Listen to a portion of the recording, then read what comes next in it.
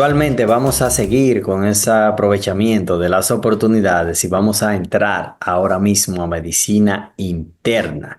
Y con nosotros estará el doctor Jason Reyes, el cual estará hablándonos un poquito de cómo nosotros podemos entrar a esta residencia. El doctor Jason Reyes, egresado también de la medicina de la UNFU, la medicina general, egresado de la medicina interna por SEDIMAT y es un docente actual de microbiología e inmunología por 2 años en la UCE, actual jefe de residentes de infectología de la Plaza de la Salud, ya a término, ¿verdad? Porque ya estamos terminando, docente de infectología y microbiología de la UNFU y docente de inmunología, reumatología e infectología de nuestro grupo CTO. Muy querido por nosotros, muy querido por los estudiantes, creo que todos lo conocemos, tiene varios diplomados de microbiología y pedagogía. Jason, ¿cómo te sientes? Bien, bien, muchas gracias por esa presentación. ¿Cómo están los muchachos? Yo no quiero que se me duerman a esta hora, ¿eh? Todavía es No, no, temprano. ahora es que se despertaron ellos. De hecho, déjame, Jason, dejar de compartir para que tú puedas compartir tu pantalla y puedas hacer la conferencia. Déjame hacerlo ahora mismo. Me Déjame que. dices ahora si puedes hacerlo. Perfecto. De acuerdo. Entonces, nada, ya después de la presentación no tengo que decir nada, ¿verdad? Entonces, vamos a hablar un poco sobre la medicina interna. Esa especialidad que hay muchísimos memes, déjame decir, de que los internistas somos pobres, ¿eh? Pero eso yo puedo relajar sobre eso porque yo soy internista. Los cirujanos no, ellos no pueden relajar sobre eso. Yo le voy a hablar bien entonces qué conlleva estudiar medicina interna.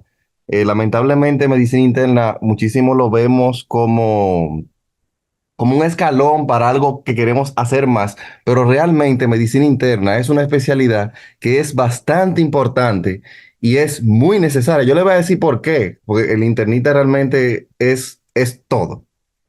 Entonces, en medicina interna, a mí me gusta siempre completar el nombre de medicina interna y preventiva. Me gusta adicionar eso porque médico internista no es solamente el médico que se basa en tratar de diagnosticar y tratar algunas enfermedades, principalmente en los aspectos iniciales, sino que también tratamos de prevenirla.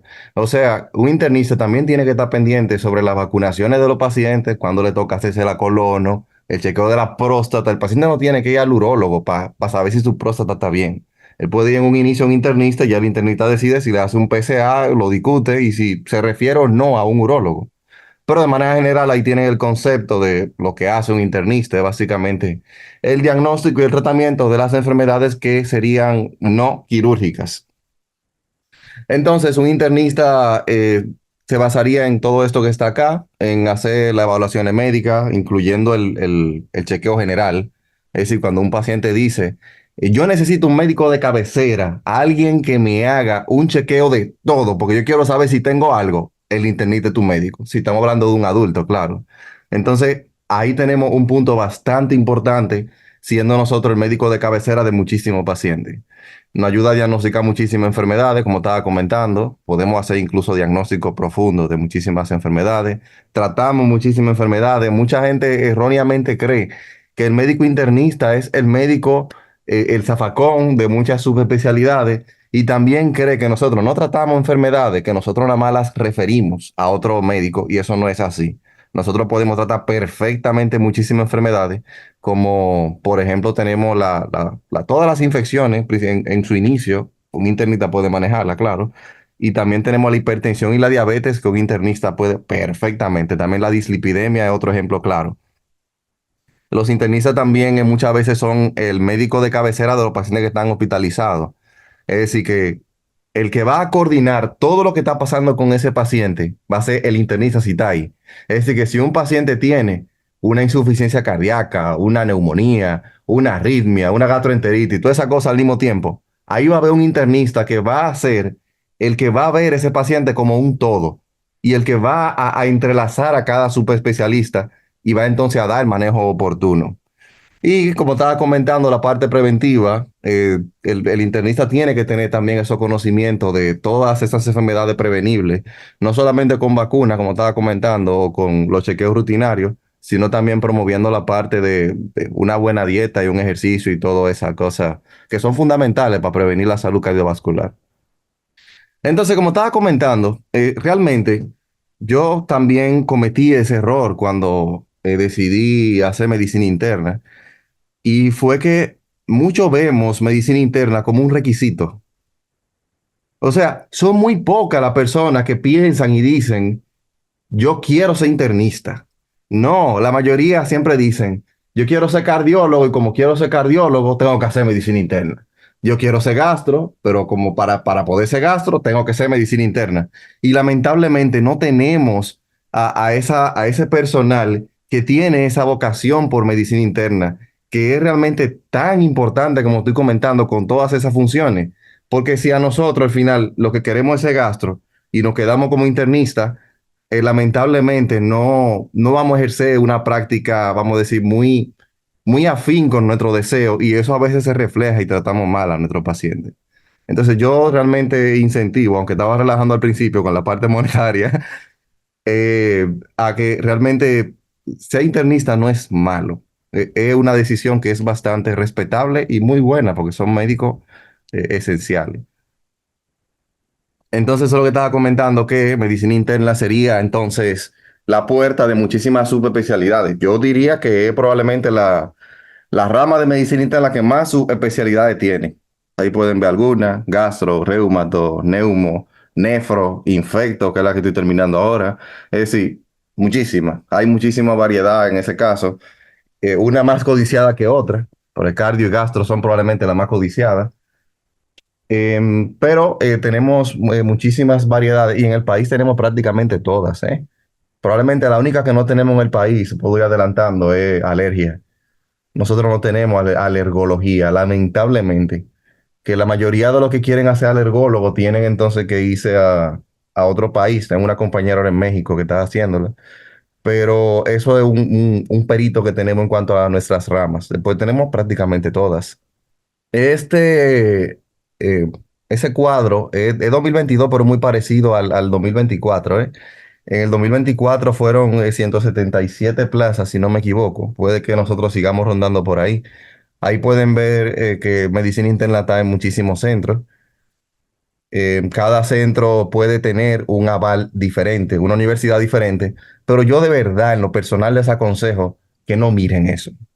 Es decir, no miren en qué aval tienen universitario para saber si escogen ese centro o no. Eso no lo considero apropiado, porque yo he escuchado de algunos residentes que dicen, yo quería hacer la residencia en tal sitio, pero como en tal universidad sale más cara. Entonces eso no es lo apropiado, porque recuerden que al final el centro no importa. O sea, la formación va a venir, si tú eres bueno, tú vas a ser bueno en cualquier centro. Pero el punto que quiero decir que al final eso es algo temporal y es una inversión tanto de tiempo como de dinero, como de todos los tipos de sacrificios que le llega a la mente. Entonces es algo temporal que vale la pena. Si tú lo deseas, hazlo. Simplemente hazlo y asume todas las responsabilidades que conllevaría hacerlo. En cuanto a la entrevista de medicina interna, es muy variable. Como ustedes ven, son muchísimos centros. Son muchos centros. Al final, cada centro tiene su forma de preguntarle a a los futuros residentes. A mí, en mi caso, como mi concurso fue en el 2021, yo tuve que entrevistarme como en 8 hospitales diferentes. Es decir, que yo me expuse a 8 entrevistas diferentes. En el caso de ustedes, no va a ser así. Entonces yo pude ver que habían centros que no hacían ninguna pregunta académica, no preguntaban nada académico. Solamente te preguntaban tus objetivos, por qué tú quieres ese centro, una pregunta muy común que tienen que saber responderla. No es de que yo quiero este centro porque es el mejor o porque era un requisito. No, ustedes vean bien el historial de ese centro y entonces definan si ese centro está acorde con lo que ustedes desean. Otros centros ven también si tienen honores, le dan mucha relevancia. Recuerdo que Sedima vio mucho eso, si tenía honor a alguien o no. Y hay preguntas académicas en varios lugares. Principalmente en los hospitales militares hacían preguntas académicas. Y la pregunta académica ellos le cogían, primero ellos te preguntan, ¿qué subespecialidad te gusta de medicina interna? Si tú dices, bueno, a mí me gusta endocrino, ellos dicen, ah, bueno, entonces dime los criterios de la diabetes. ¿Qué es la maniobra de Kerbein? ¿Qué es la tiroiditis subaguda de Kerbein? Y por ahí te dan la pregunta. Pero más o menos esa suele ser como la línea de las preguntas que ellos hacen. Recuerdo que en el hospital de la policía fue Balcácer que me entrevistó. Y lo que él preguntó en ese momento fue, me preguntó qué especialidad yo quería, yo dije que infecto, y ahí entonces me hizo pregunta de sepsis. Ah, Balcácer es conocido, veo por el chat. Entonces, ¿qué es lo que más le preguntan? Ya yo entré a la residencia. ¿Qué es lo que más me van a preguntar o exigir a mí? Miren, es importante saber hacer una historia clínica, es importante hacer un muy buen examen físico, es decir, tengo que hacer un examen completo, tengo que saber escribirlo. Si no hay una buena historia clínica y un examen físico, puede que te pongan hora, lamentablemente, porque entonces todo se va a dirigir mal. Hay que tener un buen razonamiento clínico, hay que saber bien cuándo una presión está alta y cuándo está bajita, saber tomar la presión, ¿verdad? Eso se cae de la mata. Y también entonces saber abordar a los pacientes por el síndrome que tenga. Es decir, si yo vengo con tos y con fiebre, tienen que saber cómo abordarme como un paciente que tiene una tos febril y en base a episodios si agudos, crónicos, subagudos y demás. También se incentiva mucho sobre cómo hacer un hemograma, eso es muy básico. Las pruebas hepáticas que son muy preguntadas en los pacientes que tienen sepsis y shock séptico, al igual que la función renal, la gasometría. El electro es bastante preguntado en medicina interna, principalmente la clásica pregunta de los criterios de fibrilación auricular. Esas son preguntas que nunca se quedan. Y claro, conocer algunos biomarcadores como ven ahí, lo de la troponina, la PCR y la procalcitonina. Entonces, realmente en medicina interna se pregunta de todo un poco a los residentes, estoy diciendo. En caso de relacionada a cardio, estoy comentando que se habla mucho de falla cardíaca y de arritmia, de infarto y de electro. En el caso de neumología, se pregunta mucho del EPOC, enfisema y bronquitis crónica, y también se pregunta mucho de neumonía. El tromboembolismo pulmonar es la enfermedad favorita del internista. Esa no hay forma. Todos los pacientes pueden tener un tromboembolismo cuando uno lo lee. Uno nada más le hace un número de ella, quiere hacer el angio, está corriendo. Esa pregunta siempre va. Es decir, que si a alguien se le ocurre decir que en una entrevista le gusta medicina interna, le van a preguntar de tromboembolismo seguro. Y de los criterios de Margin Wise o algo parecido. Entonces, de nefro, lo más importante para medicina interna van a ser los electrolitos principalmente, cómo se trata una hiponatremia, hipernatremia, hipocalemia, hipercalemia. De infectología para mí va a ser todo, porque yo obviamente me gusta infectología, ¿eh? Pero claro, todos los síndromes febriles en inicio, la salvovirosis, dengue, Zika, chikungunya, son manejo primario por medicina interna. Ahí ni siquiera de infectología en esos casos. Y nada, de endocrino, comentaba que el internista puede manejar perfectamente solo una diabetes, no tiene que interconsultar a nadie. Y también en el caso de las infecciones de orina, son del internista, eso no tiene que llegar tampoco a infectología, a menos que sea ya una infección resistente, claro. Entonces, ¿cómo sería la residencia? Para decirlo breve, pues creo que me voy a pasar de los 15 minutos, no lo estoy contando, Francis, me para si me paso, ¿eh? Que yo me emociono hablando. La residencia va a variar, son muchísimos centros, estoy comentando, em, y hay distintos lugares de rotación. Es decir, hay muchos lugares de rotación, por ejemplo, los residentes de medicina interna, en su mayoría se supone que deben de ser médicos de planta, es decir, deben de ver los pacientes que están internos, conocer todo su diagnóstico y proponerle entonces algún plan a los médicos de base de esos pacientes. También medicina interna hace rondas por emergencia y por unidad de cuidado intermedio, aunque rota en UCI, no pertenece a UCI como tal. En algunos centros incluso puedo ir diciéndole, medicina interna incluso es el dueño de la emergencia.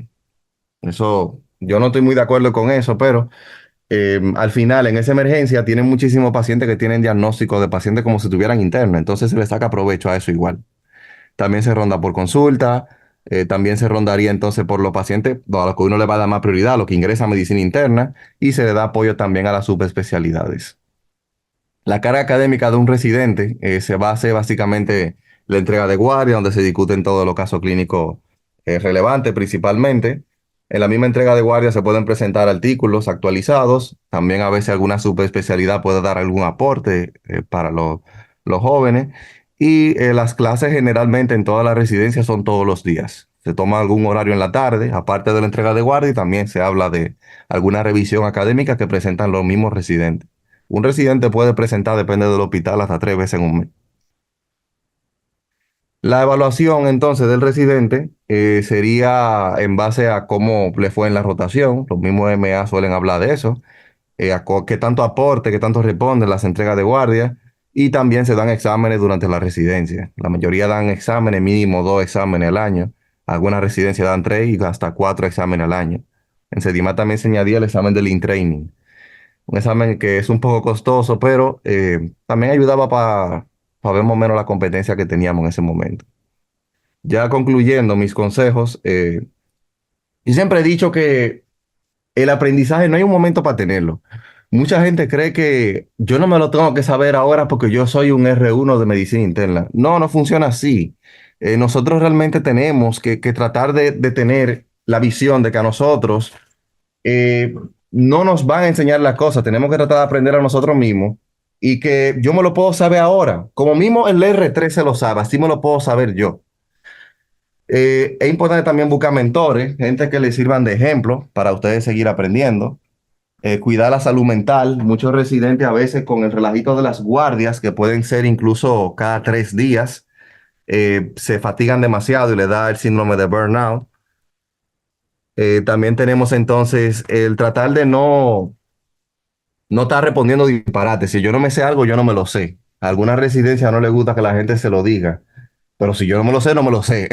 Entonces no veo mal que alguien diga que no se sabe algo, pero eso va a depender mucho del centro y del supervisor que está en ese momento. El trabajo en equipo es importante. Los mismos residentes entre ellos mismos deben de ayudarse y es importante también organizar el tiempo.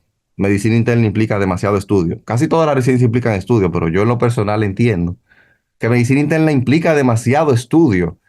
O sea, mi horario como residente, el rutinario sin servicio, era de 6 a 6 y probablemente me iba hasta las 9 de la noche.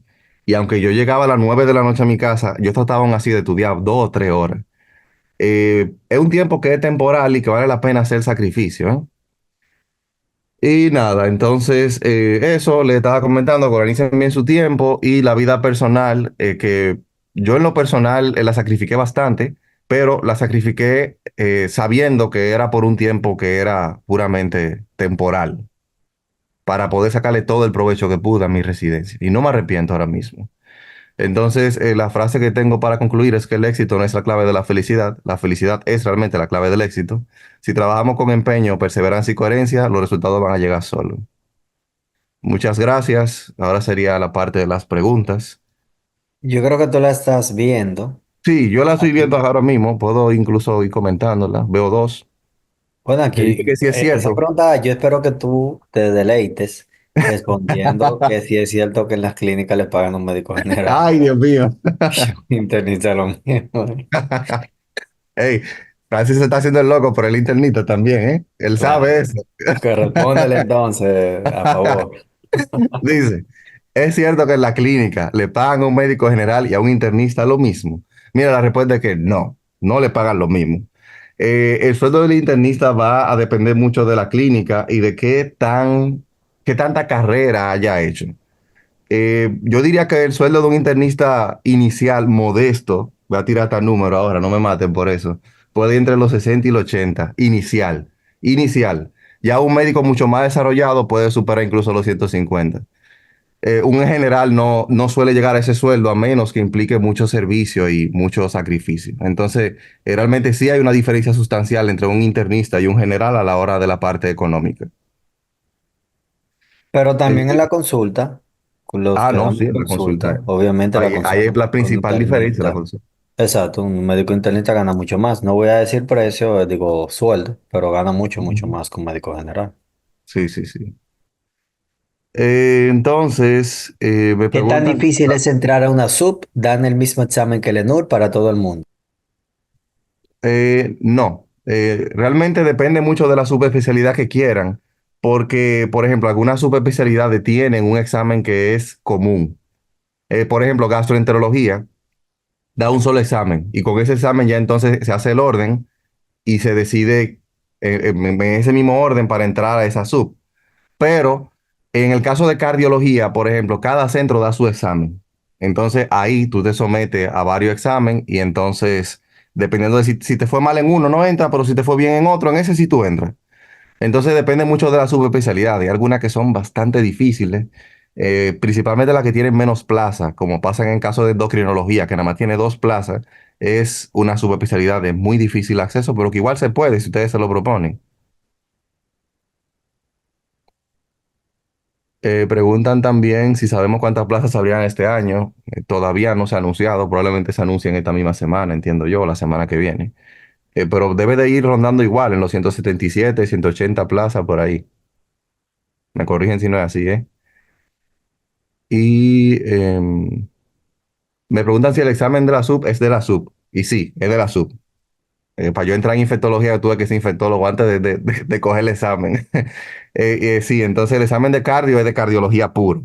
El examen de neumo es de neumo puro.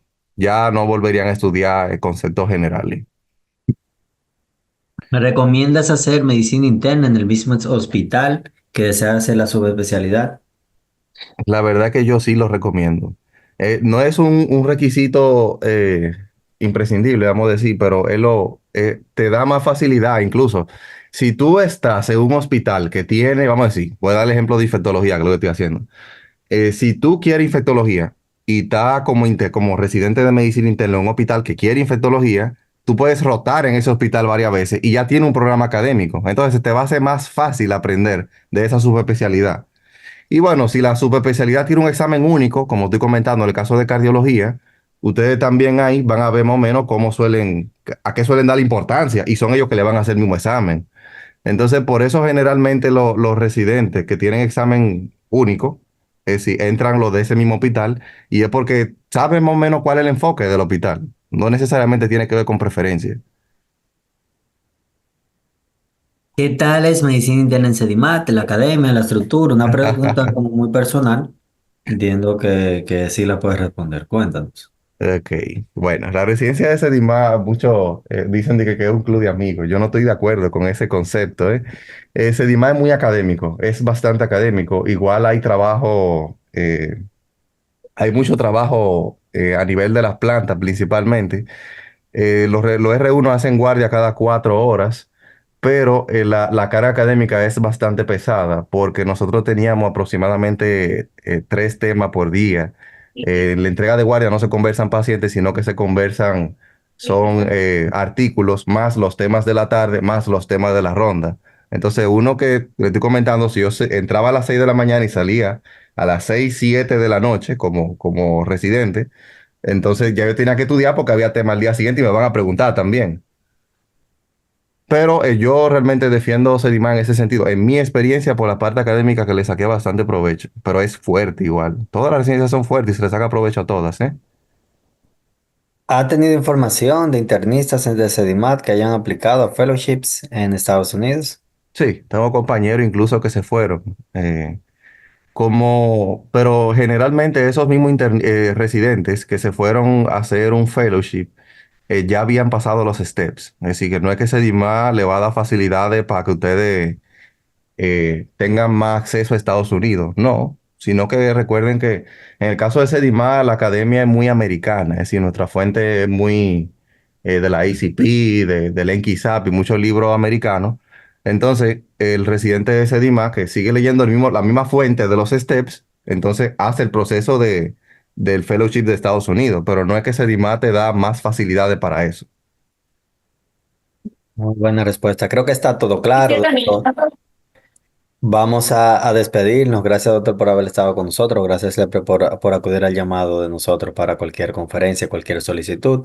Muchas gracias y pasen buenas noches. Si quieres despedirte ahora para comenzar con nuestro próximo exponente. Bien, muchas gracias. Le dejo el escenario a mi compañero.